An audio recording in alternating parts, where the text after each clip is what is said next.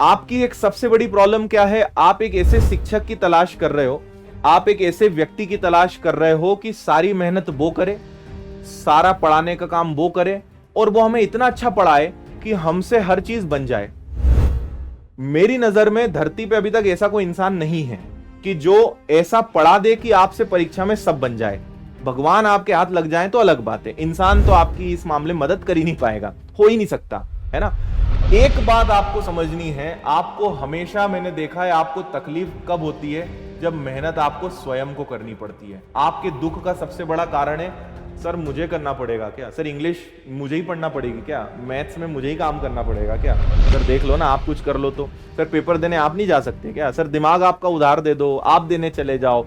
ये सब क्या है? ये सब मेहनत से भागने का नतीजा है, मेहनत से भागने के ये कारण है।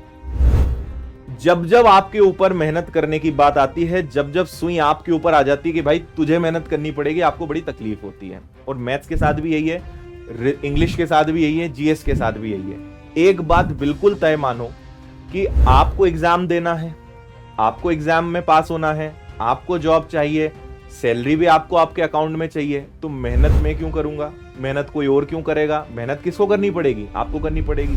या तो आप ये एक एग्रीमेंट साइन कर लेते हैं कि सर आप मेहनत करो, आप एग्जाम निकालो, सर सैलरी भी आप ही लेना, तो चलो मैं मेहनत कर लेता हूं। जब तुम्हें सैलरी चाहिए, जब उस चीज का आनंद तुम्हें उठाना है, तो मेहनत भी किसको करनी पड़ेगी? तुम्हें ही करनी पड़ेगी। इंसान क्या चाहता है कि मेहनत सब करें, फल मुझे दे दो, है ना। कर्म दुनिया करे, फल मुझे मिलना चाहिए।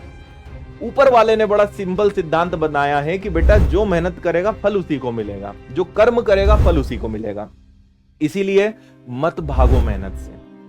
अगर तुम मेहनत करोगे, अगर तुम अपनी जी जान एक लगा दोगे, फल भी तुम्हें ही खाना है, उसका फायदा तुम्हें ही मिलेगा। एग्जाम निकलेगा, सैलरी आएगी, तुम्हारे ही खाते में आएगी, घर बसेगा तुम्हारा, परिवार बढ़ेगा तुम्हारा, ठीक है। तो फायदा तुम्हें ही मिलना है। लेकिन इसका दूसरा पक्ष भी देखिए, अगर लापरवाही करी, अगर मक्कारी करी, अगर मेहनत नहीं करी, उसका जीवन भर जो बर्बादी का परिणाम है वो भी तुम्हें ही झेलना है। ऊपर वाले ने बड़ा फेयर गेम बनाया है कि भाई तू जो करेगा ना वही तुझे मिलेगा। तू मेहनत करेगा तो मेहनत का फल मिलेगा, तू मक्कारी करेगा तो फल मक्कारी का मिलेगा। इसीलिए बहुत फेयर गेम बनाया है। तो आप ये समझिए कि मैंने आपको 50% पढ़ा दिया, अब बाकी का जो 50% है वो आपकी प्रैक्टिस से आएगा। और आपको तकलीफ बस यही होती है, जब आपसे कोई प्रश्न नहीं बनता, जब आपको कोई नया प्रश्न एकदम से दिख जाता है, तो आप ना वहां पे फेल जाते हो, आप एकदम निराश हो जाते हो। अरे यार ये तो सर ने पढ़ाया नहीं, अरे ये तो क्लास में देखा हुआ नहीं है। हम भी उसी से निकले यार, और हम तो तुम्हें इतना पढ़ा रहे हैं, हमें तो किसी ने पढ़ाया भी नहीं, हम तो खुद ही प्रैक्टिस कर कर करके और कैसे कैसे चीजों को पढ़ा है। और ये आपके साथ नहीं, हर एक के साथ होता है। आप 4 टीचर्स से पढ़ लो, मैं आपको ओपन चैलेंज कर रहा हूं, आप 4 शिक्षकों से पढ़ लो किसी भी विषय को जिनका आज के समय में नाम चल रहा है।